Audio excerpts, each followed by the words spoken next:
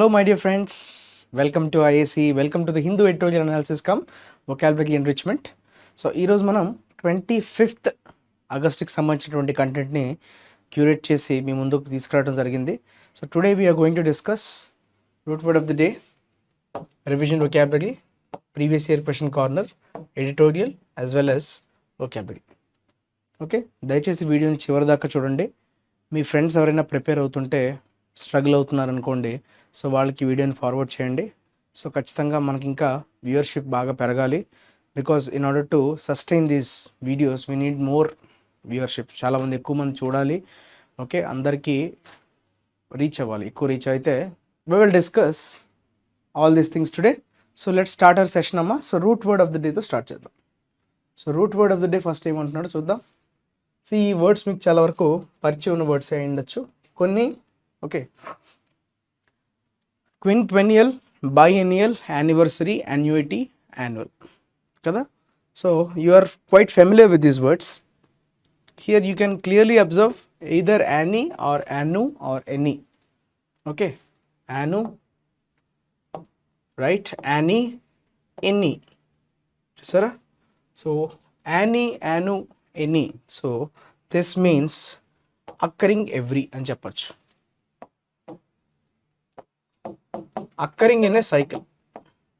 Okay, occurring in a year, in a period of some years అన్నమాట. By అయితే 2 years అని, try అంటే 3 years అని, అలానే ఇట్లా మనకి ప్రిఫిక్స్ మారుతుంటే ఆ ఇయర్స్ అన్న డ్యూరేషన్ అనేది మారుతుంది. సో ఒక సైకిల్ని రిపీటేషన్ ఆఫ్ సైకిల్, ఒక సైకిల్ రిపిటేషన్ని మనం యాన్ అంటే ఇయర్ అని బేసిక్గా. సో యాన్యువల్ అనేది అక్కరింగ్ ఏమంటాం, occurring once in a year. Once in a year ఏదైనా ఇయర్కి ఒకసారి జరుగుతుంటే దాన్ని మనం యాన్యువల్ డే సెలబ్రేషన్స్ అంటాం. యాన్యువల్ ఎగ్జామ్స్ మనకు గుర్తున్నాయా? So every year end summer holidays ముందు మనకి యాన్యువల్ ఎగ్జామ్స్ అయిపోతాయి. సో యాన్యువల్ ఎగ్జామ్స్ అయిపోయాయంటే ఇంకా సమ్మర్ హాలిడేస్ స్టార్ట్ అయిపోయినట్టే. కాబట్టి will be so much excited annual exams అంటే కదా. అమ్మమ్మ వాళ్ళ ఇంటికి లేదంటే ఏదైనా టూర్కి వెళ్ళడం. సో అవి యూజువల్గా when we're in our childhood days will go back to that nostalgic కదా. సో యాన్యువల్ అనమాట. యాన్యువల్ అంటే వన్స్ ఇన్ అ ఇయర్. అలానే యాన్యుయిటీ, ఇది కూడా నౌన్. ఓకే, యాన్యువల్ మనం యాడ్జెక్టివ్గా వాడచ్చు, నౌన్గా వాడచ్చు. ఓకే, యాన్యుయిటీ మాత్రం నౌనే. యాన్యుయిటీ అంటే అర్థం ఏంటి? Fixed some of money, a fixed sum of money paid each year. So ప్రతి ఇయర్ పే చేసేటువంటి ఒక ఫిక్స్డ్ సమ్ ఆఫ్ అమౌంట్నే మనం ఎవ్రీ ఇయర్ పే చేసే అమౌంట్, ఆ ఫిక్స్డ్ అమౌంట్నే మనం యాన్యుటీ అంటాం. ఓకే, సో యాన్యుటీ అంటే అది యాన్యూ అక్కడ కనిపిస్తుంది కదా, వన్స్ ఇన్ ఏ ఇయర్ అన్నట్టు కదా. సో యాన్యుటెంట్, ఇక్కడ మీరు యాన్యుటెంట్. ఈ యాన్యుటెంట్ అంటే ఎవరంటే one who receives the annuity is said to be an annuitant. That is a common noun. Okay, one who receives this annuity is known as annuitant. తర్వాత anniversary. Anniversary అంటే మీ అందరికీ తెలుసు. Okay, celebration of any event. Okay, wedding anniversary అంటాం కదా. So ప్రతి year జరుపుకునేది. So celebrating every year, that is once in an year, ఇది కూడా కదా. సో యానివర్సరీ, బట్ ఇది సెలబ్రేషన్ కదా. యాన్యువల్ అనేది సెలబ్రేషన్ అవ్వాల్సిన అవసరం లేదు, but anniversary is celebration. Okay, celebrating every year. అలానే బై ఎనియల్. బైలో మనకి బిఐ అనే ప్రిఫిక్స్ ఉంది విచ్ మీన్స్ 2. సో బై ఎనియల్ అంటే అర్థం ఏంటి? బై యాన్యువల్కి బై ఎనియల్కి డిఫరెన్స్ ఏంటంటే, బై యాన్యువల్ అంటే ఇయర్లీ ట్వైస్ జరిగేది బై యాన్యువల్. మరి బై ఎనియల్ అంటే 2 yearsకి ఒకసారి. So once in every 2 years, once in every 2 years, that is nothing but your biennial. 2 సంవత్సరాలకు ఒకసారి జరిగే ఫంక్షన్ కావచ్చు, ఈవెంట్ కావచ్చు, దాన్ని మనం బై ఎనియల్ అంటాం. అలానే క్వింక్వెనియల్, ఇది చాలాసార్లు మనకి కనిపించింది. అంటే once in every 5 years. That is nothing but your quinquennial. Okay, అలానే డెసెనియల్, ఇది మనం చాలాసార్లు మనం ఎడిటోరియల్లో కానీ రైట్ వొకాబులరీలో కూడా నేర్చుకోవడం జరిగింది. డెసెనియల్ అంటే ఏంటమ్మా, once in every 10 years. So మనకి సెన్సస్ ఏదైతే ఉందో తీసుకుంటారో ఆ సెన్సస్ని మనం 10 yearsకి ఒకసారి తీసుకుంటాం కదా, సో దాన్ని మనం డెసెనియల్ ఈవెంట్గా మనం చెప్పుకుంటాం. సో డెసెనియల్ అంటే డెక్ అంటే ఏంటి అక్కడ, DEC, des or dec, this means 10 కదా. Decennial every 10 years. ఆ సైకిల్ చూసారా, occurring in a period of some years, ఆ సైకిల్, ఆ సమ్ ఇయర్స్ అనేది మన ప్రిఫిక్స్ డిసైడ్ చేస్తుంది. డెక్ అంటే 10 అని రైట్, క్విన్క్వెన్నియల్లో క్విన్ అంటే 5 అని, అలానే ట్రై ఉంటే 3 అని, బై ఉంటే 2 అని. సో యాన్యువల్కి ఎన్నియల్కి అదే డిఫరెన్స్. యాన్యువల్ అంటే ఇయర్కి ఎన్నిసార్లు, ఓకే, ఎన్నియల్ అంటే ఎన్నేళ్లకు ఒకసారి అని, that is the difference. So మీకు ఇంకేమైనా ఈ యానీతో వర్డ్స్ ఏమైనా తెలిస్తే కామెంట్ సెక్షన్లో మెన్షన్ చేయండి, మిగతా వాళ్ళకు కూడా తెలుస్తాయి, మీకు కూడా కాన్ఫిడెన్స్ బాగా పెరుగుతుంది. సో నెక్స్ట్ రివిజన్ వొకాబులరీలోకి వెళ్ళిపోదాం. సో ఎవరైతే వీడియోని నేను చూసుంటారో వాళ్ళు ఒకసారి వీడియోని పాజ్ చేసుకొని మీకు మీరుగా చేసే ప్రయత్నం చేయండి. ఓకే, నేను చాలా పెద్ద పారాగ్రాఫ్ వచ్చేసింది. ఓకే, సో కొన్ని వర్డ్స్ మనం అక్కడక్కడ ఓకే జరుపుకుంటూ వెళ్ళిపోయాం.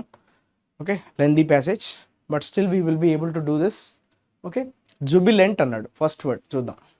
సో వీడియోని పాజ్ చేసుకోండి and try to do it on your own. చూడండి వాళ్ళు ఒకసారి వీడియోని వెనక్కి వెళ్ళి వీడియోని చూడండి. జూబిలెంట్ అంటే అర్థం ఏంటంటే, జూబిలెన్స్ అనే నౌన్కి యాడ్జెక్టివే జూబిలెంట్. అంటే పీపుల్ వేర్ జూబిలెంట్. ఎందుకు, చంద్రయాన్ 3 సక్సెస్ మూలాన అందరూ చాలా సంబరాలు చేసుకున్నారని చెప్పుకున్నాం కదా ఎడిటోరియల్లో. సో జూబిలెంట్ మూడ్ అంటే they are like excited or happy state కదా. So feeling or expressing great happiness and triumph అంటే విక్టరీ. ఓ, ఈ వర్డే మళ్ళీ ఇక్కడ వచ్చింది మనకి. ట్రియంఫ్ అంటే అర్థం ఏంటమ్మా, victory. Statement D. So that is option D will is the correct answer. అలానే గాల్వనైజ్. గాల్వనైజ్ అంటే జనరల్ మీనింగ్ ఏంటంటే కోట్ చేయటం. ఓకే, ప్రొటెక్షన్ లాగా మనం దేనికైనా కోటింగ్ ఎందుకు వేస్తాం, coating is meant for protection కదా. సో గాల్వనైజేషన్ అంటే అర్థం ఏంటంటే బేసిక్గా కోటింగ్, రస్టింగ్ కాకుండా మనం కోట్ చేసి ప్రొటెక్ట్ చేయడాన్ని గాల్వనైజ్ అంటాం. Galvanisation is a process and galvanise is the verb. మరి నిన్న నేర్చుకున్నటువంటి కాంటెక్స్ట్లో దాన్ని మనం స్టిమ్యులేటింగ్గా, ఇన్స్పైరింగ్గా మనం నేర్చుకోవడం జరిగింది. సో వాళ్ళ విజయం అనేది ఖచ్చితంగా ఇన్స్పైరింగ్గా, స్టిమ్యులేటింగ్గా ఉంది. పబ్లిక్ అందరూ కూడా గాల్వనైజ్ అయ్యారు. So the inspired. చూసారా స్టేట్మెంట్ జే చూడండి అమ్మా, stimulating or inspiring, that is galvanise. So J will be your correct statement. Okay, caprice. మీకు క్యాప్రీషియస్ అనే వర్డ్ తెలిస్తే ఇది ఈజీగా మీరు ఆన్సర్ చేయొచ్చు. క్యాప్రీషియస్ అంటే ఏంటంటే ఫికిల్ మైండెడ్ అంటాం. క్యాప్రీషియస్ అనేది యాడ్జెక్టివ్, క్యాప్రైస్ నౌన్. క్యాప్రీషియస్ అనేది ఏ కాంటెక్స్లో వాడతామంటే ఎప్పుడైనా మనం స్థిరంగా స్టడీగా ఉండకుండా అటు ఇటు చంచలంగా ఉండడాన్ని మనం క్యాప్రీషియస్ ఆర్ ఫికిల్ మైండెడ్ అంటాం.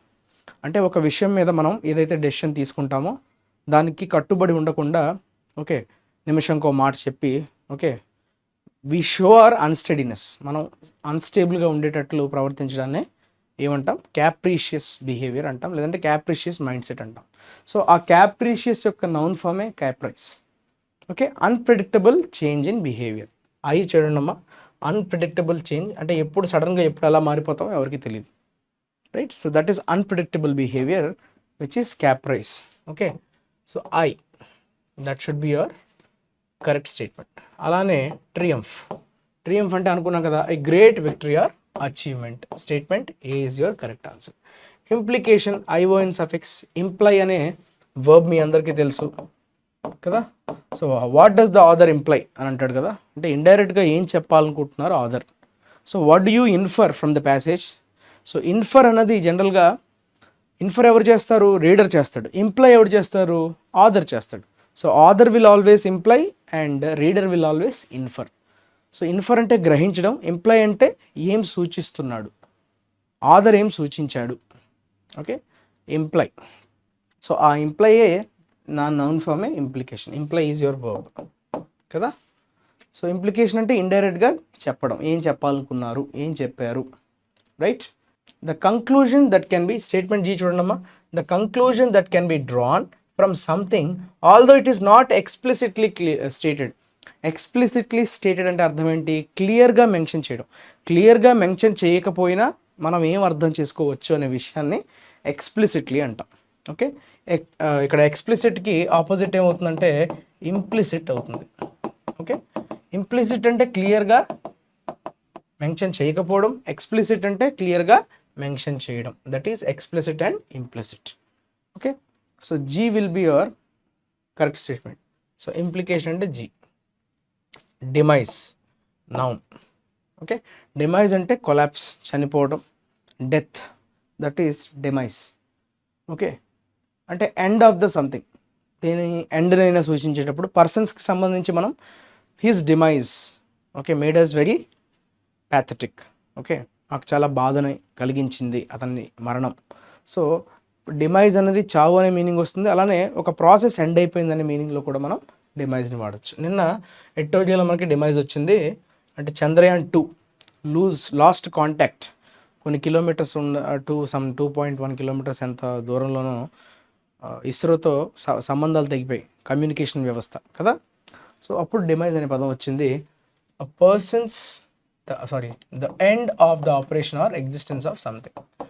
Okay, the end of the operation or existence of something is nothing but your demise. Ante C will be your correct answer. Tarvata redundancy. Redundant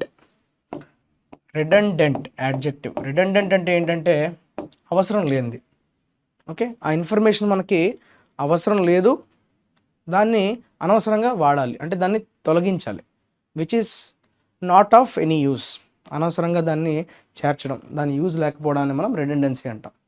okay, so a situation in which something is unnecessary because it is more than is needed. More than అంటే అవసరం దానికంటే ఎక్కువైపోవడం వల్ల దాన్ని ఏం చేస్తారు, పక్కకు తీసేయడానికి అవకాశం ఉంటుంది. దాన్నే redundancy అంటాం. Okay, so that is not necessary at that time. So ఆ సిచ్యువేషన్లో ఏదైతే మనకి అన్నెసరీగా మనం దాన్ని ఓకే అన్నెసరీ అయిపోతుందో దాన్ని మనం redundancyగా మనం పేర్కొనవచ్చు. So E will be your correct statement. Rudimentary stage అనుకున్నాం కదా. రూడిమెంటరీ స్టేజ్ అంటే అంత అడ్వాన్స్ లెవెల్లో లేకపోవడం, అంటే ఇంకా చాలా బేసిక్ స్టేజ్లో ఉండేదాన్నే రూడిమెంటరీ అంటాం. అంటే which is not sophisticated or which has not in a developed state. So nascent stage, beginning stage, okay, very basic అని చెప్పేటప్పుడు మనం రూడిమెంటరీ అనే యాడ్జెక్టివ్ని వాడతాం. ఓన్లీ బేసిక్ చూసారా statement B. Only basic and not deep or detailed కాదు, detailed. So that is your B, rudimentary. తర్వాత sluggish, ఇది కూడా యాడ్జెక్టివ్. స్లగ్గిష్ రెస్పాన్స్ అంటాం. స్లగ్గిష్ రెస్పాన్స్ అంటే ఏంటి? Slow response. ఓకే, ర్యాపిడ్ అంటే ఫాస్ట్, స్లగ్గిష్ అంటే స్లో. సో స్లగ్గిష్ రెస్పాన్స్ అంటున్నామంటే that response is very slow. స్లగ్గిష్కి ఎగ్జాక్ట్ ఏమవుతుంది చూడండి options. Slow moving or inactive. H statement చూసారా, స్లో మూవింగ్ ఆర్ ఇన్యాక్టివ్ అంటే అంత చంచలంగా లేదు, చాలా మందం. ఓకే, మందం, స్లో మూవింగ్ అంటే H will be your correct answer. Cadence అంటే ఒక రిథమ్. ఓకే, ఒక రిథమిక్ ఫ్లోనే మనం క్యాడెన్స్ అంటాం. ఇంటోనేషన్ అని కూడా అంటాం, అంటే వాయిస్లో పిచ్చెస్లో తేడాలు వస్తాయి కదా. సో ఆ తేడానే ఇంటోనేషన్ అని కూడా అంటాం. So that intonation is nothing but your cadence, ఆ rhythmic flow. So rhythm spelling చాలా ఇంపార్టెంట్ అమ్మా. చాలామంది రిథమ్ అంటే ఇది అనుకుంటారు, it's wrong. It's RHYTHM, double H వస్తాయి. Okay, that is rhythm, right? So these are all the meanings of the words which we have learned yesterday. So నిన్న నేర్చుకున్నటువంటి words యొక్క రివిజన్. ఓకే, సో ఎవరైతే వీడియోని pause చేసుకున్నారో వాళ్ళు ఒకసారి check చేసుకోండి. And we will move on to our next section, that is PYQ corner. So previous year questions ఇవి కూడా 2023 CGL Tier 1. సో ఇవన్నీ కంప్లీట్ అయిపోయాక మళ్ళీ మనం 21కి వెళ్దాం, 22కి వెళ్దాం, 21 ఇలా డిపెండ్స్ ఎన్ని రోజులు సెషన్స్ కంటిన్యూ అవుతాయో సో వాటి బట్టి. సో ప్రతిదీ కూడా మనకి ప్రీవియస్ ఇయర్ క్వశ్చన్ అమ్మా, రైట్? సో ఫస్ట్ క్వశ్చన్ ఏంటో చూద్దాం. ఫస్ట్ క్వశ్చన్ ఏమంటున్నాడో చూద్దాం. ఓకే, జాగ్రత్తగా ఫస్ట్ క్వశ్చన్ని ఆన్సర్ చేసే ప్రయత్నం చేయండి. ఇచ్చినటువంటి ఇన్స్ట్రక్షన్స్ని చదవండి. ఓకే, కమెంట్ సెక్షన్లో మెన్షన్ చేయండి. సో వీ హ్యావ్ గాట్ ఏమన్నాడమ్మా, ఇన్కరెక్ట్లీ స్పెల్ట్ వర్డ్ అంటున్నాడు. సో మనకు ఒక స్టేట్మెంట్ ఇచ్చేసాడు కదా. సో ఆ స్టేట్మెంట్లో ఏ స్పెల్లింగ్ మనకి రాంగ్ ఉందో మనం పట్టుకోవాలి కదా. సో ఇచ్చినటువంటి సెంటెన్సెస్ చదివారా? సీమా ఇక్కడ నుంచి కదా. Seema was a timid girl. Timid అంటే ఏంటి? Not Brave, కోవర్డ్. So she did not talk to people who were not familiar to her. So familiar తర్వాత ప్రిపోజిషన్ టు వస్తుంది. ఫెమిలియర్ విత్ కాదు, familiar to. Okay, familiar to her. She was an introvert since adolescence. Okay, so ఇందులో మనకి wrong spelling ఉంది చూసారా, incorrectly spelled అన్నాడు. So ఇది మనం జాగ్రత్తగా అబ్జర్వ్ చేయాలి. సో ఇక్కడ మనకి timid, introvert, familiar, adolescence. So ఇక్కడ మనకి క్లియర్గా ఆన్సర్ ఏమయ్యే ఛాన్స్ ఉందమ్మా? అడాలసెన్స్. చూసారా, అడాలసెన్స్ స్పెల్లింగ్ చూడండి ఒకసారి. సిఈ అండ్ సిఈ ఉండాలి కదా, అడాలసెన్స్. సో ADOLE ఉండాలి, ADOLE ఉండాలి.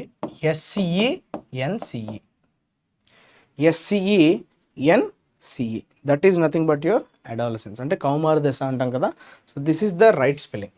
ఓకే, అట్లీస్ట్ మనకు రైట్ స్పెల్లింగ్ తెలియకపోయినా ఈ సెన్స్ అన్నది కనిపిస్తుంది కాబట్టి దట్ ఈస్ రాంగ్. SCENCE ఉండాలి, రైట్. అట్లీస్ట్ మనకు అది రాంగ్ అని తెలిసినా we can easily mark the answer. So that is adolescence. Next question చూద్దాం. Select the most appropriate antonym అంటున్నాడు. ఓకే, యాంటోనిమ్ అడిగాడు. Underlined word in the given sentence. Okay, so ఇక్కడ మనకి విక్ట్ దీనికి ఇచ్చాడు, రైట్.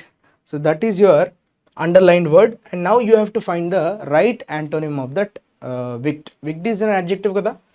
సో విక్ట్ అనేది adjective అవుతుంది, right. So emperor was consider as a wicked man. అంటే విక్ట్ అనేది నెగటివ్ యాడ్జెక్టివ్, మీ అందరికీ తెలుసు కదా.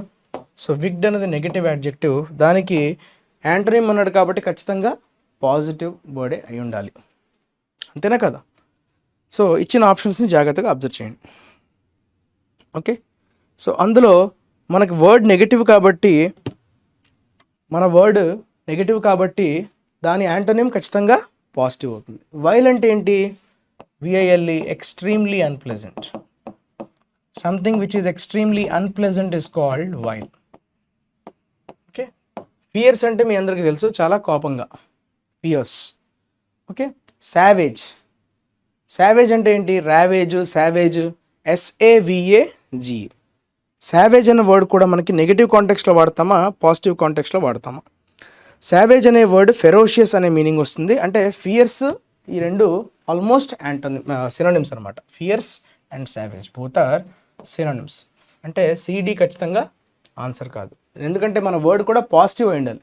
ఇది ఎలానో నెగటివ్ కదా, నెగటివ్గా మనకు అర్థమైపోయింది. నెగటివ్ ఇది, ఈ రెండు కూడా negative words, fierce and savage, synonyms ఈ రెండు. సో వర్చువస్ ఇది కూడా యాడ్జెక్టివే, but it is used in positive context. So virtuous is your okay positive. అంటే విక్డ్ అంటే చాలా క్రూరం, wicked, right. So that is negative adjective. So positive adjective virtuous. This will be the correct antonym of the word wicked. So A will be your correct answer. Next question చూద్దాం. So next question మనకి ఏమి ఇచ్చాడమ్మా? PQRS parajumble. Okay, ఇది కొంచెం కష్టమైంది, ఎందుకంటే మనకి ఇక్కడ నార్మల్గా మనకి 4 స్టేట్మెంట్స్ ఉంటాయి కదా. 4 స్టేట్మెంట్స్లో we have to arrange them in order based on the clues. But we have got here 5 statements. So ఈ 5 స్టేట్మెంట్స్ని మనం జాగ్రత్తగా ఒక ఆర్డర్లో పెట్టుకోగలగాలి, right. So let's look into this statement once and try to observe this options. First of all ఆప్షన్స్లో మనకి D వచ్చిందమ్మా, B వచ్చింది, ఫస్ట్ A వచ్చింది, E వచ్చింది. సో ఏది మనం స్టార్టింగ్ స్టేట్మెంట్ కనుక్కోగలిగితే ఈజీ అవుతుంది. అన్నీ డిఫరెంట్గా ఉన్నాయి కాబట్టి EABD. ఓకే, సో ఇప్పుడు జాగ్రత్తగా ఒక్కొక్కటి ఎలిమినేట్ చేసుకుంటూ పోదాం. ద మెటావర్స్ స్టేట్మెంట్ D చూసారా, ఈతో స్టార్ట్ అయింది కదా D ఆప్షన్. సో ఈ ఒకసారి పాసిబిలిటీ ఉందో లేదో చూద్దాం. The metaverse is an intriguing technology that has been described as the newer version of the internet. Okay, the metaverse అన్నట్టు బాగానే ఉంది, ఓకే, ఫ్రెష్గానే ఉంది స్టేట్మెంట్. కానీ ఇక్కడ మీరు చూడండి, this type of internet is known as metaverse. అంటే ఖచ్చితంగా దీని తర్వాత ఈ స్టేట్మెంట్ వచ్చే విధంగా మనకు కనిపిస్తుంది. ఎందుకంటే మెటావర్స్ గురించి ఫస్ట్ మనకి జనరల్గా ఒక డిస్కషన్ వచ్చింది, దాని తర్వాత మెటావర్స్ గురించి మనకి ఓకే మెటావర్స్ అంటే ఏంటో క్లియర్గా మనకి డెఫినేషన్ లాగా ఇక్కడ వచ్చింది. అంటే ఈ కన్నా ముందే ఇది రావాలి, అంతేనా కదా? అంటే సి తర్వాత ఈ సిఈ అనేది ఒక పేరులాగా మనకు కనిపించాలి, అంతేనా? సిఈ అనే పేరులా కనిపించాలి. అంటే ఈకి ముందే సి ఉండాలి, అంటే డి గెట్స్ ఎలిమినేటెడ్, అంతేనా కదా? ఇక్కడ మిగతా ఆప్షన్స్లో చూసుకుంటే సిఈ ఉంది ఇక్కడ కూడా, ఓకే సిఈ ఇక్కడ కూడా ఉంది, ఇక్కడ కూడా సి తర్వాత ఈ ఉంది. అంటే ఇంకేమైనా ఆప్షన్స్ ఉందా లేదా అన్నది మనం ఇంకేమైనా ఎలిమినేట్ చేయడానికి ఆన్సర్ ఉందా లేదా అని చూద్దాం. Many countries throughout the world have achieved full digitalization. Many countries throughout the world have achieved full digitalization. Okay. అలానే initially the entire world transitioned to digitalization. చూసారా? ఈ రెండు స్టేట్మెంట్స్ని జాగ్రత్తగా అబ్జర్వ్ చేయండి అమ్మా. Many countries throughout the world have achieved full digitalization. Initially the entire world transitioned to digitalization. ఈ రెండు statements మీరు జాగ్రత్తగా క్లోజ్గా అబ్జర్వ్ చేస్తే ఏది ముందు ఏది వెనక అన్నది మీకు అర్థమవుతుంది. ఏదమ్మా ఫస్ట్ రావాలి? బి ముందు రావాలి, తర్వాత ఏ రావాలి. ఎందుకంటే ఇక్కడ ఇనీషియల్లీ అన్నాడు కదా. So initially the entire world transition to digitalisation, many countries throughout the world have achieved full digitalisation. అంటే ఫుల్గా డిజిటలైజేషన్ తర్వాత అయింది. ఇనీషియల్గా అయితే ఒక ట్రాన్సిషన్ ఫేజ్లోకి వెళ్ళింది, తర్వాత మొత్తంగా డిజిటల్లోకి మారిపోయింది. అంటే బి తర్వాత ఖచ్చితంగా మనకి ఏ రావాలి అనే విషయం క్లియర్గా అర్థమైపోతుంది, అంతేనా కదా? ఇక్కడ ఏ బి వచ్చింది చూసారా, అంటే సి అవుట్ రైట్గా ఎలిమినేట్ అయిపోతుంది. ఓకే, బి తర్వాత ఏ ఉండాలి, అంటే ఇక్కడ బి తర్వాత ఏ ఉంది, బి అంటే ఇమీడియట్గా ఉండాలా లేదా అన్నది మనం డిసైడ్ చేద్దాం. బట్ అట్లీస్ట్ బి తర్వాత ఏ అయితే ఉండాలన్నది మనకి క్లారిటీ ఉండాలి. సో ఇక్కడ బికి ముందు ఏ వచ్చేసింది కాబట్టి ఇది ఖచ్చితంగా ఎలిమినేట్ చేసేవచ్చు. తర్వాత బీసీఈడిఏ, ఇక్కడ సిఈసి కామన్గా ఉంది. ఓకే, చాలా టఫ్గా ఇచ్చేసాడు. బీడి నుంచి మనం ఏది స్టార్టరో పట్టుకోగలగాలి. ఓకే, దిస్ ఎగ్జిస్టింగ్ కైండ్, జనరల్గా మనం ఏమనుకుంటాం, డీతో అయ్యే ఛాన్స్ లేదు, దిస్ అని వచ్చేసింది. దిస్ అనేది మనకి పొసెసివ్ యాడ్జెక్టివ్ కదా. సో దిస్ ఎగ్జిస్టింగ్ కైండ్ అనేది ఖచ్చితంగా కాదు. So answer will be B అని పెడతారు. సో అక్కడ మీరు రాంగ్ అవుతారు. ఎందుకంటే ఇక్కడ ఏం చెప్తున్నాడంటే this existing kind of internet technology which gives us, so ఏదైతే ఇస్తుందో దాన్ని ఉద్దేశించి దిస్ని వాడాడు. Okay, so this is not a substitution of any noun. So దీన్నే రిఫ్లెక్ట్ చేస్తుంది, దీన్నే రిఫర్ చేస్తుంది. సో ఆ existing kind of internet technology ఏదమ్మా, which gives us access to various aspects is about to change into a better and newer version. Okay, this type of internet, okay this type of internet అంటే మీరు జాగ్రత్తగా observe చేస్తే DC అనేది ఒక పేరులా కనిపించింది. So this existing kind of internet technology, okay ఆ internet technology ఎలాంటిదంట, which gives us access to various aspects is about to change into a better and newer version. So this type of internet is known as metaverse. సరిపోయిందా లేదా? అంటే D తర్వాత C రావాలి కాబట్టి ఖచ్చితంగా మన answer ఏమవుతుందమ్మా, DC. మనకి CE mandatory పేరులా ఉండాలి, బి తర్వాత ఏ రావాలి, డిసి. సో ఇవన్నీ సాటిస్ఫై చేస్తుంది కాబట్టి ఇది కరెక్ట్. ఇది కొంచెం టిపికల్ క్వశ్చన్ అమ్మా, ఎందుకంటే రెగ్యులర్గా మనకి పీక్యూఆర్ఎస్ 4 స్టేట్మెంట్స్ ఉంటాయి, ఇక్కడ 5 స్టేట్మెంట్స్ ఉన్నాయి. తర్వాత 2 ఆప్షన్స్ బాగా టైట్ అయిపోయి. సో దీన్ని కొంచెం లాస్ట్ అంటే మీరు అటెంప్ట్ చేసేటప్పుడు కూడా దీన్ని లాస్ట్లో అటెంప్ట్ చేసే విధంగా పెట్టుకొని ఫస్ట్ ఈజీవన్నీ కంప్లీట్ చేసుకొని ఓకే కొంచెం జాగ్రత్తగా దీన్ని ఆన్సర్ చేయాల్సి వస్తుంది. ఓకే, దీన్ని లాస్ట్లో పెట్టడం అనేది కూడా ఒక ఆర్టే. ఓకే, సో మనం ఫ్లోలో వెళ్తున్నాం, మనకు అన్నీ బాగానే వచ్చు అనే కాన్ఫిడెన్స్లో ఒక్కోసారి ఏంటంటే స్ట్రక్ అయిపోతాం. సో దానివల్ల ఇంపాక్ట్ అనేది అంటే ఈ క్వశ్చన్ రైట్ అవ్వచ్చు, రాంగ్ అవ్వచ్చు, బట్ దానివల్ల టైం కిల్లింగ్ ఏదైతే ఉంటుందో అది మిగతా క్వశ్చన్స్ మీద ఇంపాక్ట్ పడే అవకాశం ఉంటుంది. కాబట్టి ఫ్రీగా అయిపోయేవి, ఫాస్ట్గా అయిపోయే వాటిని ఫస్ట్ మనం త్వరగా కంప్లీట్ చేసుకొని కాంప్లికేటెడ్వి, టైం టేకెన్వి లాస్ట్లో పెట్టుకోవడం అనేది so that will be the best way. అది లాస్ట్లో పెట్టుకోవాల్సిన అవసరం ఉంది. So DCEBA will be your correct sequence. Hope you have understood. Next question చూద్దాం. Select the option that can be used as a one word substitute for the given group of words certain to happen. Okay, ఇదమ్మా మనకి statement. యాక్చువల్గా అన్ని కలిపేశారు ఇక్కడ. Certain to happen అన్నాడు. అంటే ఖచ్చితంగా జరిగి తీరుతుంది, ఎవరం కూడా దాన్ని ఎవరేం మార్చలేము. సో సంథింగ్ సర్టెన్ అంటే ష్యూర్, జరిగి తీరుతుంది, that is certain to happen. So convertible, indispensable, justifiable, inevitable. So you have got 4 options here. అన్నీ కూడా యాడ్జెక్టివ్సే. ఏబిఎల్ఈ కదా, ఐబిఎల్ఈ కానీ ఏబిఎల్ఈ కానీ ఉంటే వాటిలో మనం యాడ్జెక్టివ్స్ అంటాం. ఇండిస్పెన్సిబుల్ అంటే something is very important, something is very important, చాలా వెరీ సిగ్నిఫికెంట్ ఆర్ ఇంపార్టెంట్నే మనం ఇండిస్పెన్సిబుల్ అంటాం, very significant. Okay. Convertible, justifiable. Convertible అంటే which is when you are able to convert something, that is convertible. Justifiable అంటే దాన్ని మీరు సమర్థించుకోవడానికి అవకాశం ఉండేదాన్ని జస్టిఫైబుల్ అంటాం. So inevitable is your correct answer. Something is, death is inevitable అంటాం, అంటే అనివార్యం.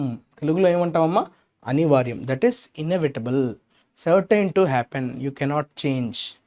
Okay, that is your inevitable. Next, select the sentence that uses the given idiom correctly. Okay, a dime or dozen. చూసారా, ఇప్పుడు వెరైటీగా questions అడిగే విధానం చూసారా ఎంత తేడా వచ్చిందో. జస్ట్ ఒక ఇడియం ఇచ్చేసి దాని మీనింగ్ ఏంటని అడిగేవాడు. ఇప్పుడు చూడండి, ఆ ఇడియంని ఎక్కడ కరెక్ట్గా వాడాడు అనే క్వశ్చన్ కూడా అరైజ్ అవుతుంది. సో ఇచ్చిన క్వశ్చన్స్ని, ఇచ్చిన స్టేట్మెంట్స్ని జాగ్రత్తగా చదివే ప్రయత్నం చేయండి అమ్మా. సో అందులో ఆన్సర్ ఏదవుతుందో మీరు జాగ్రత్తగా ఆన్సర్ పెట్టడానికి ట్రై చేయండి. Dime or dozen. ఇంతకీ డైమ్ ఆర్ డజన్ అంటే అర్థం ఏంటి అంటే చాలా చీప్ అన అర్థం. డైమ్ ఆర్ డజన్ అంటే very common and of no particular value. Okay, దాన్ని మనం డైమ్ ఆర్ డజన్ అంటాం. వెరీ కామన్ అంటే అంత వాల్యుబుల్ ఏం కాదు, చాలా ఈజీగా, చాలా తక్కువగా దొరికేస్తాయి అని చెప్పేటప్పుడు మనం డైమ్ ఆర్ డజన్ అని అంటాం. ఓకే, 12 వచ్చేస్తాయి ఒక డైమ్కి అని అర్థం. 12 వస్తున్నాయంటే ఎక్కువనే కదా. సో డైమ్ అనేది ఒక కరెన్సీగా మనం తీసుకోగలిగితే ఒక డజన్ ఆర్టికల్స్ వస్తున్నాయి డైమ్ కంటే, అదంత వాల్యుబుల్ ఏం కాదు అన్నట్టుగా కదా. సో ఇప్పుడు అడిగింది ఏంటి? Select the sentence that uses the given idiom కరెక్ట్గా వాడినటువంటి ఇడియంని పట్టుకోవాలి. Okay, the restaurant had some delicious desserts.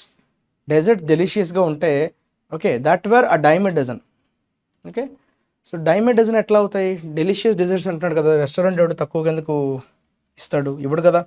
అంటే ఖచ్చితంగా డి స్టేట్మెంట్ అన్నది రాంగ్ అవుతుంది. ఓకే, కరెక్ట్ కాదు అది. Okay, her ideas were worth a dime a dozen and didn't impress the boss. Okay, ఆమె ఐడియాలు అంతా ఇన్నోవేటివ్గా లేదు అనొచ్చు, కానీ డైమ్ ఎ డజన్ అన్నది ఇక్కడ contextually incorrect. The antique store had some rare finds but they were dime a dozen. Antique స్టోర్లో ఎప్పుడైనా రేర్ ఫైండ్స్ ఉంటే అవి చాలా చీప్గా అవైలబుల్గా ఉంటాయా? చీప్ అనే మీనింగ్ వస్తుంది కదా. But they were a dime a dozen అంటే అవి చాలా ఈజీగా దొరికేస్తున్నాయి. ఓకే, చీప్ అనే మీనింగ్ ఇక్కడ.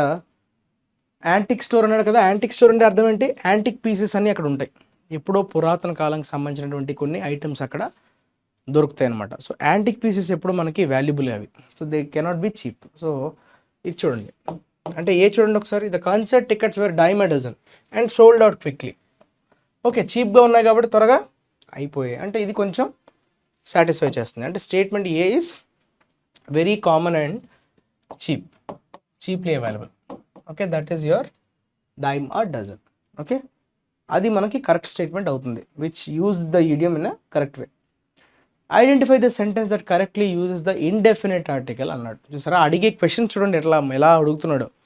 సో మీ అందరికీ ఏంటంటే మనం నేర్చుకుంటుంది ఎగ్జామ్ పాయింట్ ఆఫ్ వ్యూలో నేర్చుకోగలుగుతున్నాం లేదా అని మీరు ప్రతిసారి చెక్ చేసుకోగలగాలి. అందుకే క్వశ్చన్స్ ఎందుకు ఇస్తున్నామంటే, whatever things you are learning you should be able to understand whether you are going in the direction or not. So ఇప్పుడు మనకేంటి, ఇండెఫినిట్ ఆర్టికల్కి డెఫినెట్ ఆర్టికల్కి తేడా తెలియాలి. ఇండెఫినిట్ అంటే ఏంటమ్మా? ఏ యాన్ని మనం ఇండెఫినిట్ ఆర్టికల్స్ అంటాం. Indefinite articles. Okay, definite articles ఏవి? దాన్ని మనం డెఫినిట్ ఆర్టికల్ అంటాం. డెఫినిట్ అన్నా స్పెసిఫిక్ అన్నా ఒకటే. సో ద అనేది స్పెసిఫిక్, డెఫినిట్. ఇండెఫినిట్ కాబట్టి ఏ అని. షీ ఈస్ అ ఇండియన్ అన్నాడు కదా, ఇండియన్ ఈ అన్నది మనకి వవెల్ సౌండ్ కాబట్టి యాన్ రావాలి, wrong. She is a Indian, మళ్ళీ ఏ అన్నాడు, సో ఇది రాంగ్.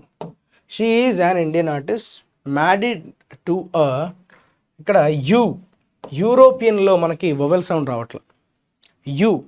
స్పెల్లింగ్ ఈ ఉంది, స్పెల్లింగ్ వరకు అది వవలే, కానీ సౌండ్ ఎలా వస్తుంది? Consonant sound. అంటే మనం ఏ యూరోపియన్ వాడాలి అంటే ఇక్కడ ఏ ఉండాలి, ఇక్కడ యాన్ ఉండాలి. So A will be our correct answer. A అన్ని సరిగ్గా ఉపయోగించామా లేదా అన్నదే మన క్వశ్చన్. సో ఖచ్చితంగా A will be our correct answer. So బిలో ఎక్కడ రాంగ్ అయింది? ఇక్కడ రాంగ్ అయింది. ఓకే, ఇక్కడ ఇది ఇక్కడ కరెక్టే, కానీ ఈ పోర్షన్లో రాంగ్ ఉంది. ఓకే, అట్లా ఇక్కడ రెండు రాంగే డీలో. Okay, she is an Indian married to a European engineer. Correct. So 6 క్వశ్చన్స్కి ఎన్ని వచ్చాయి అన్నది మీరు కమెంట్ సెక్షన్లో మెన్షన్ చేయండి. So how many answers you have got correct, right? So that will actually help us understand how many people are actually reaching out, and మిగతా వాళ్ళకు కూడా that will serve as a motivation. They will also try to participate in that, so that మీ knowledge అనేది enhance అవుతుంది, right? So driven to tears అంటే మిమ్మల్ని బాగా కన్నీళ్లు తెప్పించే ఒక ఉదంతం ఏదో జరిగినట్టుగా మనకి కనిపిస్తుంది. డ్రివెన్ టు టీయర్స్, కన్నీళ్ళ పర్యంతం అంటాం కదా. So trade curbs on farm products will distort sowing preferences. So ఇక్కడ ట్రేడ్ కర్బ్స్ అంటే అర్థం ఏంటమ్మా? వాణిజ్యపరమైనటువంటి కొన్ని ఏమంటాం, నియంత్రణలు అంటాం కదా. సో నియంత్రణలే కర్బ్స్ అని అంటాం. కర్బ్స్ అంటే అర్థం ఏంటి? రెస్ట్రిక్షన్స్ అనమాట. ఓకే, అది దేనికి సంబంధించింది? ట్రేడ్ అంటే వాణిజ్యానికి సంబంధించినటువంటి కొన్ని నియంత్రణలు ఏం చేస్తున్నాయి? వేటి మీదమ్మా? ఆన్ ఫార్మ్ ప్రొడక్ట్స్ అంటున్నాడు. ఫార్మ్ ప్రొడక్ట్స్ అంటే వ్యవసాయ ఉత్పత్తులనే మనం ఫార్మ్ ప్రొడక్ట్స్ అంటాం. So that will distort sowing preferences. Sowing preferences అంటే అర్థం ఏంటి? సోయింగ్ అంటే అర్థం ఏంటి? మనం ఏవైతే నాటాలనుకుంటున్నామో, ఏ పంట అయితే వేద్దాం అనుకుంటున్నామో, సో ఆ ప్రిఫరెన్సెస్ ఏవైతే ఉంటాయో దాన్ని అది ఏం చేస్తుంది? డిస్టార్ట్ చేస్తుంది. అంటే దాని మీద అది ఇంపాక్ట్ చూపిస్తుంది, వక్రీకరిస్తుంది. ఓకే, ఇప్పుడు రీసెంట్గా ట్రేడ్ కర్బ్స్ ఏవో వేశారు ఫార్మ్ ప్రొడక్ట్స్ మీద. సో అది ఇంపాక్ట్ చేయబోతుంది.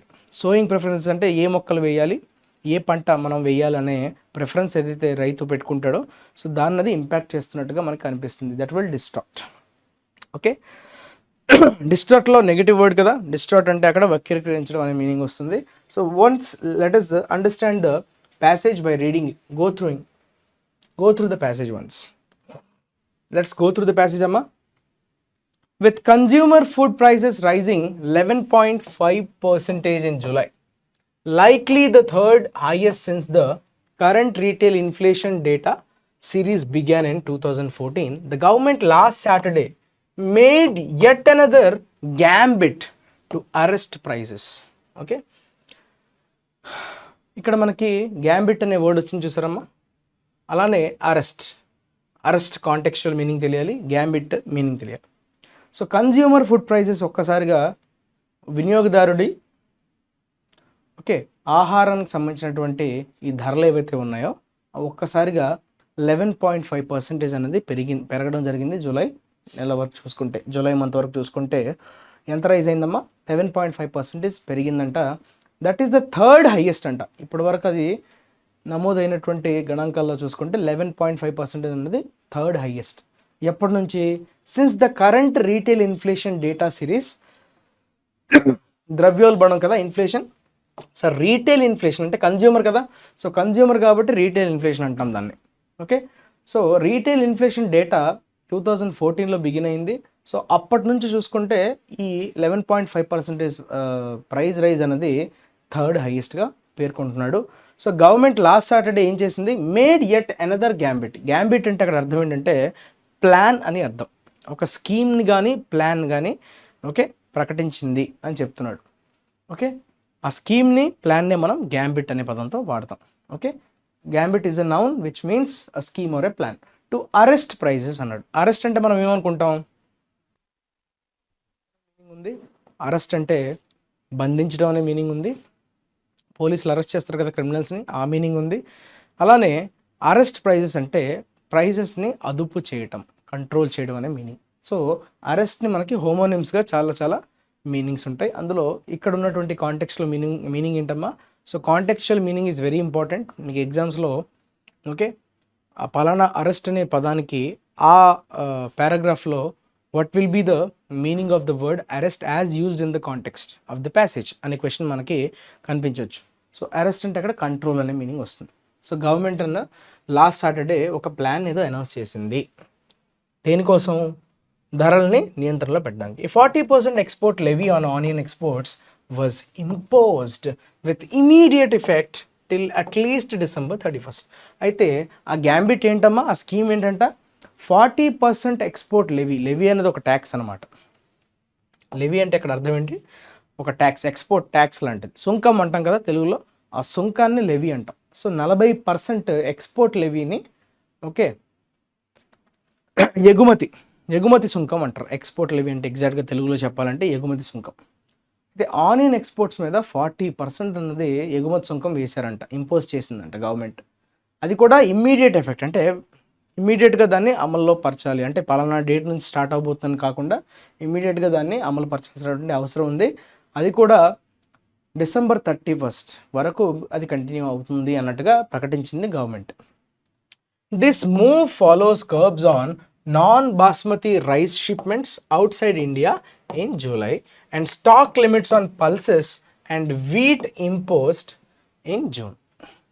Okay, so this move follows. అయితే ఈ చర్య ఏదైతే ఉందో 40% ఎక్స్పోర్ట్ లెవీ ఏదైతే ఉందో అది దేని తర్వాత ఫాలో అయిందంట, రిస్ట్రిక్షన్స్ అంతకుముందే నాన్ బాస్మతి రైస్ షిప్మెంట్స్ అంటే ఎక్స్పోర్ట్ అయ్యేది అవుట్ సైడ్ ఇండియా. జూలైలో ఈ నాన్ బాస్మతి రైస్ ఎక్స్పోర్ట్స్ ఏవైతే జరిగాయో సో దాని మీద కొన్ని రిస్ట్రిక్షన్స్ విధించడం జరిగింది. అలానే స్టాక్ లిమిట్స్ ఆన్ పల్సెస్, మన దగ్గర ఉన్నటువంటి పప్పుల మీద స్టాక్ లిమిట్స్ ఏవైతే ఉన్నాయో, అలానే వీట్ ఓకే ఈ రెండింటి గోధుమల మీద ఓకే పప్పులు పల్సెస్ మీద కూడా ఈ స్టాక్ లిమిట్స్ మీద కూడా ఇంపోజిషన్ జరిగింది జూను జూలైలో.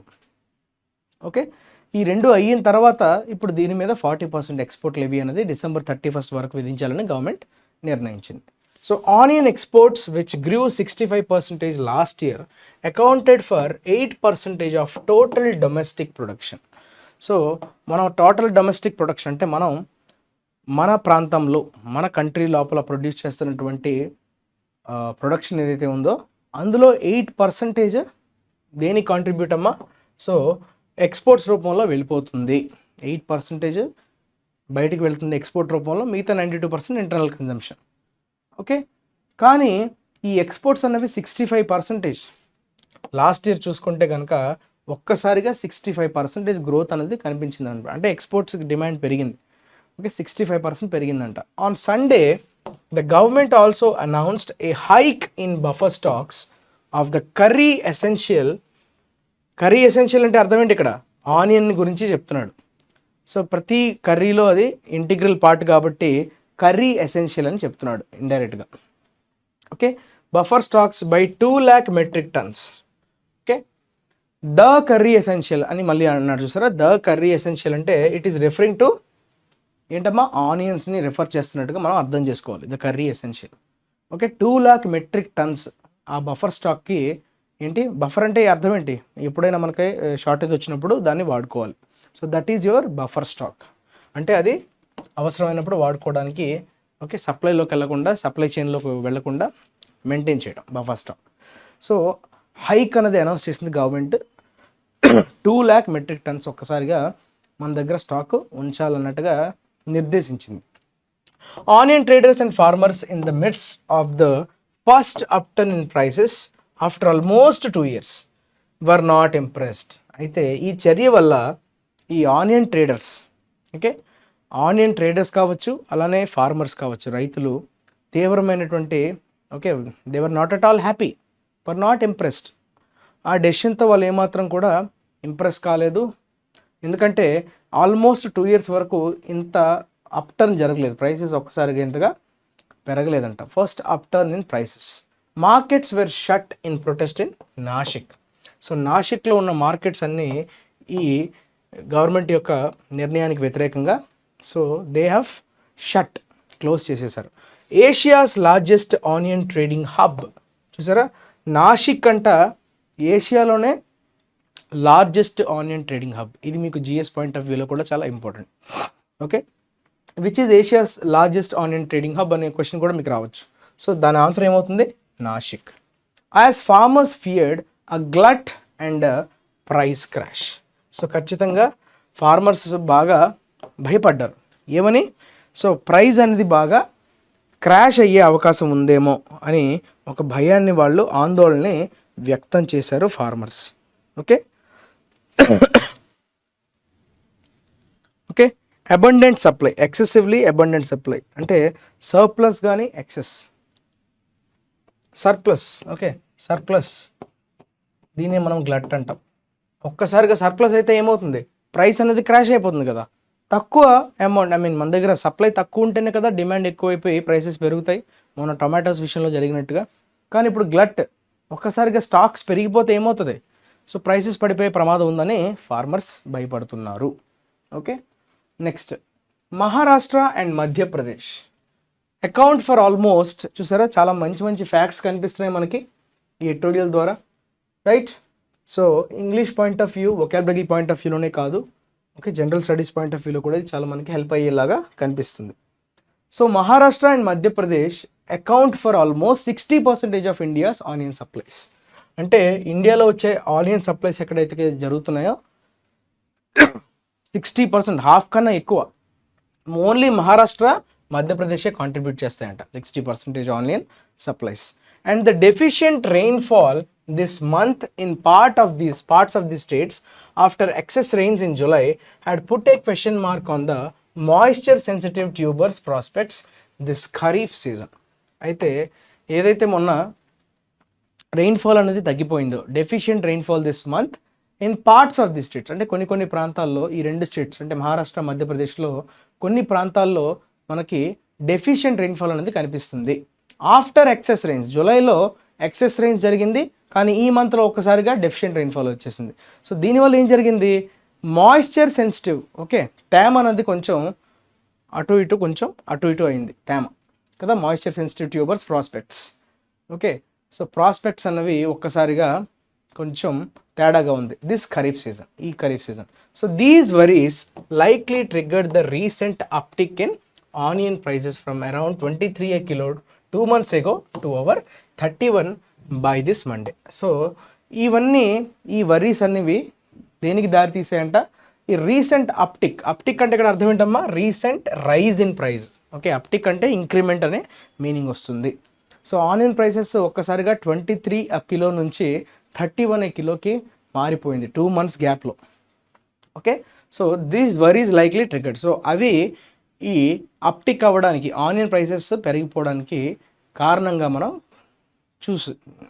కనిపిస్తుంది మనకి. Relative to tomatoes, the other quintessential ingredient for Indian curries. The other అన్నాడు, ఎందుకు అన్నాడమ్మా ద అదర్ అనే పదం? అంతకుముందు ఓకే ఎసెన్షియల్ అనేది వాడేశాడు ఆనియన్స్ని ఉద్దేశించి. ద అదర్ క్వింటెసెన్షియల్ అంటే అర్థం ఏంటి? Most important, which cannot be ignored. Okay quintessential, okay foremost, okay most important, most significant అనే మీనింగ్లో క్వింటెసెన్షియల్ అనే పదాన్ని వాడతాం. Ingredient for Indian curries, tomatoes ఎలా అయితే ఆనియన్స్ మనకి ఎసెన్షియల్ ఇంగ్రీడియంటో అట్లానే టొమాటోస్ కూడా చాలా ఇంపార్టెంట్ మన ఇండియన్ కర్రీస్లో. This price surge was not as stark yet although some analysts projected prices per kilo to touch 60 to 70 rupees by September. అయితే ఈ ప్రైస్ సర్జ్ ఏదైతే ఉందో 23 నుంచి 31కి పెరిగిందో ఆనియన్ ప్రైజెస్, అదేం అంత పెద్ద సీరియస్ ఏం కాదు. నాట్ యాజ్ స్టార్క్ అంటే అంత సీరియస్ ఏం కాదు కదా. కానీ కొంతమంది అనలిస్టులు ఏం చేస్తున్నారంట, ఇలా జరిగే అవకాశం ఉందని ప్రొజెక్ట్ చేస్తున్నారు. ఓకే సో ఒక కిలో ప్రైస్ 60 నుంచి 70 వరకు సెప్టెంబర్ వరకు పెరగచ్చు అన్నట్టుగా అనలిస్టులు ఎవరైతే ఉంటారో వాళ్ళు ప్రొజెక్ట్ చేస్తున్నారు. అంటే వాళ్ళు దాన్ని ఇలా అయ్యే ఛాన్స్ ఉందని వాళ్ళు ప్రొజెక్ట్ చేస్తున్నారు.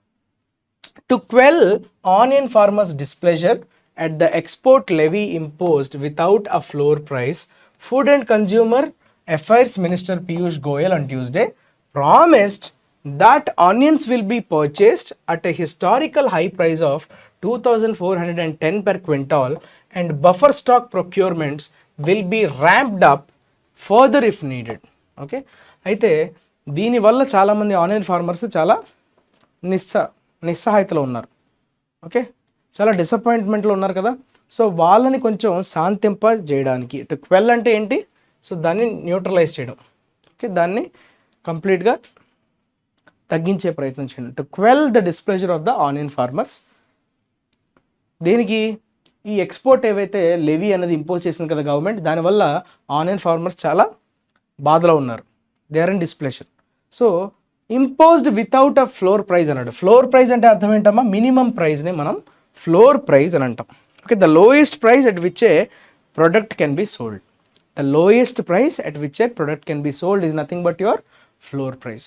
మరి దానికి ఎగ్జాక్ట్ ఆపోజిట్ ఏమవుతుంది? హైయెస్ట్ ప్రైజ్, దాన్ని సీలింగ్ ప్రైజ్ అంటాం. అది ఇక్కడ మెన్షన్ చేయలేదు. సీలింగ్ ప్రైజ్ అంటే హైయెస్ట్ ప్రైస్, దానికి మించి ఇంకా కొనడానికి లేదు. ఇంకా లోయెస్ట్ ప్రైస్ అంటే దీనికన్నా ఇంకా తక్కువకి అమ్మడానికి లేదని చెప్పేది floor price. So export levy impose చేసింది కదా వితౌట్ ఏ ఫ్లోర్ ప్రైస్, దానివల్ల ఆనియన్ ఫార్మర్స్ చాలా డిస్ప్లెజర్లో ఉన్నారు. సో దీన్ని తగ్గించడానికి మన food and consumer affairs minister Piyush Goyal గారు ట్యూస్డే ఏం చేశారు? ప్రామిస్ చేశారంట that onions will be purchased. Onions ఖచ్చితంగా మేము ఇప్పటి వరకు ఎప్పుడు జరగని విధంగా, హిస్టారికల్ హై అంటే అర్థం ఏంటి? ఇప్పటి వరకు ఇంత హై ప్రైస్కి ఎప్పుడు కొనలేదు. సో ఆ ప్రైస్ ఎంత? 2410 రూపాయలు పర్ క్వింటాల్, అంటే పర్ 100 kgs. ఓకే, అంటే 241 రూపీస్ పర్ 10 kgs అన్నట్టుగా అర్థమవుతుంది. 24.1 పర్ కేజీ. ఓకే, అంత మేము తీసుకోబోతున్నాం, పర్చేస్ చేస్తామని ప్రామిస్ చేశారు. ఇంతకుముందు ఎప్పుడు ఇంత తీసుకోలేదంట. And buffer stock procurements will be ramped up further if needed. అలానే ఈ స్టాక్ ప్రొక్యూర్మెంట్స్ ఏవైతే వీళ్ళు అనుకుంటున్నారో అది ఇంకా మరింత పెంచే అవకాశం ఉంటుంది ఒకవేళ అవసరమైతే అని కూడా చెప్పడం జరిగింది పీయూష్ గోయల్ గారు. A Bank of Baroda report cautioned that steps such as export curbs also have a tendency to reinforce the scarcity factor, worrying markets and push up prices further. Bank of Baroda ఒక రిపోర్ట్ వచ్చింది, ఆ నివేదిక అదేమని caution చేస్తుంది, హెచ్చరిస్తుందంట. Steps such as export curbs. ఇప్పుడు మీరు ఏదైతే ఎక్స్పోర్ట్ కర్బ్స్, ఎక్స్పోర్ట్కి సంబంధించినటువంటి నియంత్రణ పెట్టారో, ఓకే, ఆ నియంత్రణలు ఏవైతే పెట్టారో దానికి ఒక టెండెన్సీ ఉంటుంది. ఏంటంటే to reinforce the scarcity factor. అంటే స్కేర్సిటీ ఫ్యాక్టర్ అంటే ఇంకా అవైలబిలిటీలో లేకపోకుండా ఉన్నాయి అనే భయం ఏదైతే ఉంటుందో ఆ ఫ్యాక్టర్ని మరింత బలోపేతం చేసే ప్రమాదం ఉంది. రీఇన్ఫోర్స్ అంటే బలోపేతం చేయటం. సో స్కేర్సిటీ ఫ్యాక్టర్ వచ్చేసి మార్కెట్స్ అన్నిటిని బాగా వరీలోకి నెట్టేస్తాయి. దానివల్ల ఏమవుతుంది? ప్రైసెస్ అనేవి ఇంకా బాగా పెరిగిపోతాయని ఆ నివేదిక కాషన్ చేసింది, బ్యాంక్ ఆఫ్ బరోడాకు చెందినటువంటి నివేదిక. How this attempt to balance the interest of consumers and farmers place out remains to be seen. అయితే వీళ్ళు ఏదైతే ఈ చర్య తీసుకుంటున్నారో, ఏ చర్య అమ్మా అంటే కన్జ్యూమర్స్, వినియోగదారుల ప్రయోజనాలు కాపాడడానికి, అలానే ఫార్మర్స్ యొక్క బాధల్ని, ఓకే, ఈ రెండింటినీ బ్యాలెన్స్ చేయడానికి వీళ్ళు ఏదైతే అటెంప్ట్ చేస్తున్నారో ఇది ఎంతవరకు సఫలీకృతం అవుతుంది అన్నది చూడాల్సి ఉంది అని చెప్తున్నాడు. Okay, remains to be seen అంటే ఇంకా చూడాల్సి ఉంది. వీళ్ళు ఏదైతే అటెంప్ట్ చేస్తున్నారో వీళ్ళిద్దరిని బ్యాలెన్స్ చేయడానికి. ఎవరిని? ఇంట్రెస్ట్ ఆఫ్ ద కన్జ్యూమర్స్ యొక్క ప్రయోజనాలు, అదేవిధంగా farmers. A profligate use of such blunt policy interventions ends up distorting sowing preferences in the coming year. So profligate use అని అంటున్నాడు. ప్రొఫ్లిగేట్ అనేది ఒక నెగటివ్ యాడ్జెక్టివ్ అమ్మా. ఓకే, అంటే విచ్చలవిడిగా ఉపయోగించడం. Okay, profligate is a negative adjective. Okay, profligate use of such blunt policy. Blunt అంటే not sharp. Okay, blunt policy అన్నాడు. మొద్దుబారిన విధాన జోక్యాలని మనం బ్లంట్ పాలసీ ఇంటర్వెన్షన్, జోక్యతనే మనం ఇంటర్వెన్షన్ అంటాం. సో అవి దేనికి దారితీస్తాయంట? Ends up డిస్టార్టింగ్ sowing preferences. అంటే ఎటువంటి పంటను మనం వేసుకోవాలనే దాన్ని ఇలాంటి ఇంటర్వెన్షన్స్, ఇలాంటి పాలసీ ఇంటర్వెన్షన్స్ అనేవి ఖచ్చితంగా డిస్టార్ట్ చేస్తాయి, అంటే వక్రీకరిస్తాయని చెప్తున్నాడు. అంటే ఇది ఖచ్చితంగా మనకి ఎలా కనిపిస్తుంది? ఈ లైన్ ఆథర్ యొక్క పర్స్పెక్టివ్ మనకి క్లియర్గా కనిపిస్తుంది. Especially in the very crops that spurred more inflation this year. So ఏ క్రాప్స్ అయితే బాగా ఇన్ఫ్లేషన్కి గురయ్యాయో, స్పర్డ్ అంటే ఎంకరేజ్ అనే మీనింగ్ వస్తుంది, అంటే ఇంకా బాగా పెరిగాయి అనే మీనింగ్. సో ఏ క్రాప్స్ అయితే ఇన్ఫ్లేషన్ ద్వారా బాగా పెరిగాయో అటువంటి వాటికి బాగా ఓకే ఈ ఎఫెక్ట్ అన్నది పడే అవకాశం ఉంటుందని చెప్తున్నాడు. Building durable food supply chains especially for vegetables that are traditionally susceptible to price volatility needs greater attention so that monetary policy can focus on growth concerns. So durable food supply చైన్స్ని మనం build చేసుకోవాల్సినటువంటి అవసరం ఉంది. Durable అంటే ఏంటి? మన్నిక. Okay, durable అంటే ఏంటి? మన్నిక. సో ఫుడ్ సప్లై చైన్స్ అనేవి డ్యూరబుల్గా ఉండే విధంగా మనం సప్లై చైన్స్ని బిల్డ్ చేసుకోవాలి. అదేవిధంగా వెజిటబుల్స్ ఏవైతే ప్రైస్ వాలటైల్కి ససెప్టబుల్గా ఉంటాయో, ససెప్టబుల్ అంటే ఏంటి? వల్నరబుల్ అనే అర్థం. ఓకే, అంటే చాలా ఫ్యాక్టర్స్ మీద డిపెండ్ అయ్యి వాటి ప్రైజెస్ అనేవి అటు ఇటు అవుతుంటాయి. కాన్స్టెంట్గా మనకి ఒక ప్రైస్కి దొరకడం కష్టం. ఏవమ్మా? వెజిటబుల్స్. సో ఖచ్చితంగా మనం దీనివైపు అటెన్షన్ ఇవ్వాలి. అటెన్షన్ అంటే మనం దాని మీద దృష్టి సారించాలి. So that monetary policy can focus on growth concerns. So అప్పుడు మానిటరీ పాలసీ అనేది ఖచ్చితంగా గ్రోత్ ఇష్యూస్ మీద మాత్రం ఫోకస్ చేయగలదు. వీటి మీద ఫోకస్ చేసుకుంటూ కూర్చుంటే మనకి గ్రోత్ మీద ఇంకెక్కడ మనం ఫోకస్ చేయగలం. సో అందుకే ఈ డ్యూరబుల్ సప్లై చైన్స్ మనం బిల్డ్ చేసుకోవాల్సినటువంటి అవసరం ఉంది. అలానే ఎస్పెషల్లీ మనకి ఈ వెజిటబుల్స్ ఏవైతే ప్రైస్ వాలటైలిటీ అంటే ఏంటి? నాట్ కాన్స్టెంట్, కంటిన్యూస్గా చేంజ్ అయిపోవడాన్ని మనం వాలటైల్ అంటాం. ఫర్ ఇన్స్టెన్స్ ఎగ్జాంపుల్ తీసుకుంటే, if tomato imports from Nepal helped cool their prices from triple digit levels a month ago, it makes eminent sense to engage with the neighbor for a longer term supply plan for vegetables with some predictable purchase assurances built in. Okay, so ఒక ఎగ్జాంపుల్గా మనం తీసుకుంటే tomato imports Nepal నుంచి మనం కానీ టొమాటోని import చేసుకుంటే కనుక helped cool their prices from triple digit levels. So triple digit levels నుంచి ఓకే తగ్గిపోయి ట్రిపుల్ డిజిట్ వరకు ఉండేది తగ్గిపోయింది. అది కూడా ఒక మంత్ ఎగో, 1 month క్రితం జరిగినటువంటి విషయం. So it makes eminent sense. దీని నుంచి మనం ఏం అర్థం చేసుకోవచ్చు? క్లియర్గా ఎమినెంట్ సెన్స్ అంటే ఈజీగా క్లియర్గా మనకి అర్థమవుతుంది ఏంటి? To engage with the neighbour. Neighbour అంటే ఇక్కడ అర్థం ఎవరమ్మా? Who is that neighbour? Nepal. You are referring to Nepal. So నేపాల్తో మనం ఎంగేజ్ అవ్వచ్చు. So we can sign a pact for a longer term supply plan. So long టర్మ్ని వాళ్ళతో సప్లై ప్లాన్తో మనం ఒప్పందం కుదుర్చుకోవచ్చు అని చెప్తున్నాడు. For vegetables with some predictable purchase assurance build in. So మనం ఖచ్చితంగా ఇంత స్టాక్ అన్నది మనం తీసుకోవాలనే ఒక అష్యూరెన్స్తో మనం వీళ్ళతో మన నైబరింగ్ నేపాల్తో మనం ఎంగేజ్ అవ్వచ్చు. సో వాళ్ళు కూడా కూల్ అయిపోతాయి ప్రైజెస్ ట్రిపుల్ డిజిట్ నుంచి తగ్గిపోవడం వల్ల. సో మనకి బెనిఫిట్, వాళ్ళకి బెనిఫిట్ అవుతుంది. So we need to engage with our neighbours అన్నట్టుగా అక్కడ మనకి ఎడిటర్ తన ఒపీనియన్ని ఒక సజెషన్ రూపంలో ఇవ్వడం జరిగింది. ఓకే, అంటే ప్రొఫ్లిగేట్ యూజ్, ఓకే, బ్లంట్, ఇవన్నీ నెగిటివ్గా మనకి కనిపిస్తున్నాయి. అంటే ఆథర్ చాలా క్రిటికల్గానే చెప్తున్నట్టుగా మనకి టోన్ కనిపిస్తుంది. Tone of the author is critical. Okay, so these are చాలా ఫ్యాక్ట్స్, చాలా మంచి వర్డ్స్ కూడా నేర్చుకోవడం జరిగింది. Next vocabulary. Okay, so defunct అనే పదాన్ని వాడటం జరిగింది. డిఫంక్ట్ అంటే ఏంటంటే బేసిక్గా యాడ్జెక్టివ్గా దీన్ని మనం వాడతాం. సో సంథింగ్ ఈజ్ డిఫంక్ట్ అంటే it's no more in existing, అంటే కరెక్ట్గా పనిచేయట్లేదు, సరిగ్గా పనిచేయట్లేదు, సరిగ్గా ఎగ్జిస్టెన్స్లో లేదని చెప్పడం. So I think this TV is defunct అంటే it's no more functional, no longer existing, living or working correctly, that is defunct. Obsolete అనొచ్చు, డిస్యూజ్డ్ అనొచ్చు. అంటే ఇంకా అది పని చేయటం లేదు, obsolete, not in a working condition, that is called defunct. Okay, next question dissolution. Dissolution ION కనిపిస్తుంది కదా, అంటే ఇది నౌన్ అవుతుంది. డిజాల్వ్ అనేది వర్బ్, డిజల్యూషన్ అనేది నౌన్. సో ఎప్పుడైనా పార్లమెంట్ డిజల్యూషన్ లేదంటే అసెంబ్లీ డిజల్యూషన్ అంటే ఒక రకంగా రద్దు చేయటం అనే మీనింగ్లో మనం డిజల్యూషన్ అనే పదాన్ని వాడతాం. ఓకే, సస్పెన్షన్, టర్మినేషన్ ఈ రెండు మనకి సినోనిమ్స్ అవుతాయి. So the act or process of ending and official organisation or legal agreement. So legal అగ్రిమెంట్ని కానీ మనం ఎండ్ చేయటం అఫీషియల్గా, దాన్నే మనం డిజల్యూషన్ అంటాం. The dissolution of their marriage అంటే ఏదైతే చట్టపరంగా లీగల్గా వ్యాలిడ్గా ఉంటుందో దాన్ని స్టాప్ చేసేయడం. So you are terminating that legal agreement. Okay, you are suspending that. So that is nothing but your dissolution. Next flout. Flout అనేది మనం వర్బ్గా వాడతాం. ఫ్లాంట్ అనే వర్డ్ కూడా ఉంది. ఈ రెండు కొంచెం కన్ఫ్యూజ్డ్ పెయిర్ ఆఫ్ వర్డ్స్గా తీసుకోవచ్చు. Flaunt verb, flout verb. Flout అంటే ఏంటి? FLOUT. ఫ్లౌట్ అంటే వైలేట్ చేయడం, ధిక్కరించడం. దేన్నైనా మీరు ఉల్లంఘించడం కానీ ధిక్కరించడం అనే మీనింగ్లో ఫ్లౌట్ అనే పదాన్ని వాడతాం. ఫ్లాంట్ అంటే మీరు డిస్ప్లే చేయడం, షో ఆఫ్ చేయడం. ఫ్లాంట్ ఈజ్ ఓకే, ఇది నెగిటివ్ వర్బే, ఇది నెగిటివ్ వర్బే. ఫ్లౌట్ అంటే వైలేట్ చేయడం, ఫ్లాంట్ అంటే షో ఆఫ్ చేయడం, right? So violate, breach, scorn, ఈ 3 సినోనిమ్స్గా మనం తీసుకోవచ్చు.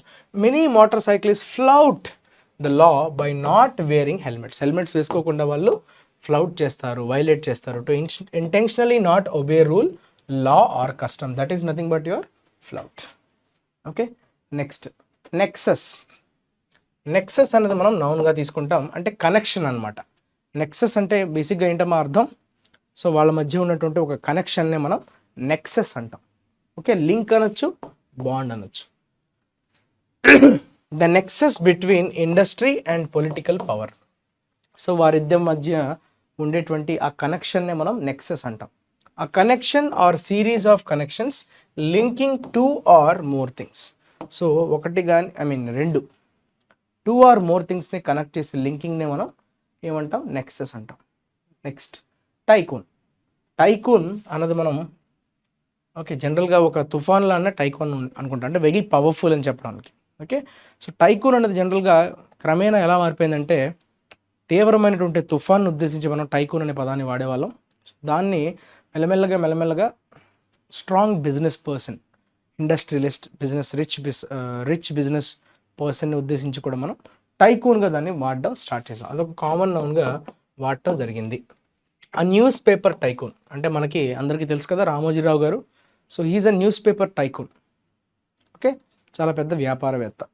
Okay, baron magnate, business magnates అంటారు కదా, అంటే హ్యూజ్. మ్యాగ్నా అంటే మనం అనుకున్నాం కదా, మ్యాగ్నా అంటే very huge, big. A wealthy powerful person in business or industry is set to be tycoon. Okay, magnate అని గాడి, బ్యారన్ అని కూడా మనం అంటాం. తర్వాత ఇన్కార్నేషన్. కార్న్ అంటే ఏమనుకున్నాం? ఫ్లెష్. గుర్తుందా?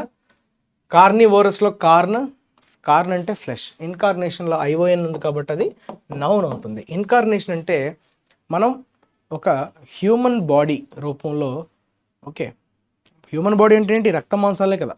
So incarnation is nothing but manifestation, అంటే ఒక మ్యాన్ రూపంలో మనం ఏదైనా అవతారాన్నే we call it as incarnation. అంటే Lord Vishnu is the incarnation, Lord Rama is the incarnation of Lord Vishnu అంటాం. ఓకే, సో ఎంబోడిమెంట్ అనే పదం వాడచ్చు. మేనిఫెస్టేషన్, పర్సానిఫికేషన్ అంటే మనిషి రూపంలో ఒక స్పిరిట్ కానీ, రైట్, ఒక ఐడియా కానీ రిప్రజెంట్ చేయడాన్ని మనం ఇన్కార్నేషన్ అంటాం. The human form of a spirit. చూసారా, human form of a spirit, ఒక స్పిరిట్ యొక్క హ్యూమన్ ఫామ్నే మనం ఇన్కార్నేషన్ అనొచ్చు. Or the human representation of a principle or idea, ఒక ఐడియా కానీ ప్రిన్సిపల్ యొక్క మాన్యువల్ రిప్రజెంటేషన్, హ్యూమన్ రిప్రజెంటేషన్. అంటే నిజాయితీ అంటే ఎవరు? నిజాయితీ అంటే so and so person. Doctor Jayaprakash Narayan, he's the embodiment of honesty అని అన్నాను అనుకోండి, అంటే ఆనెస్టీనే మానవ రూపంలో ఉందా అన్నట్టుగా కనిపిస్తుంది అని చెప్పేటప్పుడు మనం ఆ ప్రిన్సిపల్కి ఒక హ్యూమన్ ఫామ్ అంటాం కదా, దాన్నే మనం incarnation. When he dances he's the incarnation of gracefulness. గ్రేస్ఫుల్నెస్కి ప్రతీక.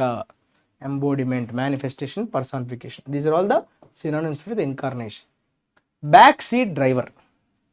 మనలో చాలామందికి ఈ ప్రాబ్లం ఉంటుంది. బ్యాక్ సీట్ డ్రైవర్ అంటే ఎవరమ్మా అర్థం? సార్ అదేంటి సార్, డ్రైవర్ అంటే ముందు సీట్లో కదా కూర్చుంటాడు, బ్యాక్ సీట్లో డ్రైవర్ కూర్చోవడం ఏంటి అని మీకు డౌట్ రావచ్చు. బ్యాక్ సీట్ డ్రైవర్ అంటే ఎవరంటే డ్రైవ్ చేయకుండా డ్రైవ్ చేసేవాడికి సలహాలు ఇస్తుంటాడు అనమాట. ఏ బ్రేకే, ఇండికేటర్ ఆన్ చేయి. సో డ్రైవర్కి తెలుసు ఏం చేయాలో, కానీ వెనక నుంచి వీడు ఏంటంటే కంట్రోల్ చేసే ప్రయత్నం చేస్తుంటాడు. పనేమీ చేయడు కానీ ఊరికనే ఇన్స్ట్రక్షన్స్ ఇస్తుంటాడు. సో అలాంటి వాళ్ళంటే అందరికీ చిరాకే కదా. సో బ్యాక్ సీట్ డ్రైవర్ అంటే one who is trying to control. Okay, a passenger in a car who keeps giving the driver advice that he or she has not asked. ఏవి అడగకుండానే advise ఇవ్వడం కదా, మనందరికీ చిరాకే కదా. So it is expected that former CEO will be a back seat driver, అంటే have a controlling influence on what happens in the companies board. So దాన్ని నియంత్రించే, కంట్రోల్ చేసే ఒక ఇన్ఫ్లుయెన్స్ని మనం బ్యాక్ సీట్ డ్రైవర్ అంటాం. అంటే మనం అడగకుండానే మనకి సలహాలు ఇస్తుంటాడు. He is called a backseat driver. This is an expression, idiomatic expression, right? It's called backseat driver. అలానే కట్ అ డీల్, ఇది కూడా ఒక ఇడియమే అమ్మ. ఇది ఎప్పుడు వాడతాం? కట్ అ డీల్ అంటే మీరు ఏదైనా ఒక అగ్రిమెంట్కి వచ్చారు, ఒక అగ్రిమెంట్కి ఓకే సఫలీకృతమైంది, అగ్రిమెంట్ అనేది సక్సెస్ఫుల్గా అయిపోయిందని చెప్పేటప్పుడు మేక్ అన్ అగ్రిమెంట్ అంటాం కదా. He had gone to the board of directors with his new robot design and cut a deal and made a deal అంటే made an agreement. Cut a deal అంటే make an agreement, ఒక అగ్రిమెంట్కి వచ్చారు, cut a deal right. So cut a deal అనేది మనకి అగ్రిమెంట్ని వాళ్ళు fix చేసుకున్నారు. Okay, they have come to an agreement అనే మీనింగ్ వస్తుంది. So that's all about today's session. So hope you have enjoyed learning lot of things. తెలుసుకున్న మంచి విషయాలతో పాటు మిగతా వారికి షేర్ చేయండి. అలానే రూట్ వర్డ్స్తో కానీ లేదంటే మనం పీవైక్యూ కార్నర్లో చేసినటువంటి ఎక్సర్సైజెస్ వాటి యొక్క ఆన్సర్స్ మీకు ఎంత స్కోర్ వచ్చింది కూడా మీరు కమెంట్ సెక్షన్లో మెన్షన్ చేయండి. ఇంకేమైనా మీకు సార్ ఇవి కావాలి అవి కావాలి ఏమైనా ఇంక్లూడ్ చేయండి అని చెప్పి మీరు మీ రెస్పాన్సెస్ని కూడా కమెంట్ సెక్షన్లో షేర్ చేయొచ్చు. సో వీడియోని ఖచ్చితంగా లైక్ చేయండి. అలానే ఛానల్ని సబ్స్క్రైబ్ చేయని వాళ్ళు సబ్స్క్రైబ్ చేసుకోండి. సో మళ్ళీ రేపు కొత్త విషయాలతో మీ ముందుకు వచ్చేస్తా. అంతవరకు stay tune to IACE. Take care. All the best. Your Kiran sir signing off.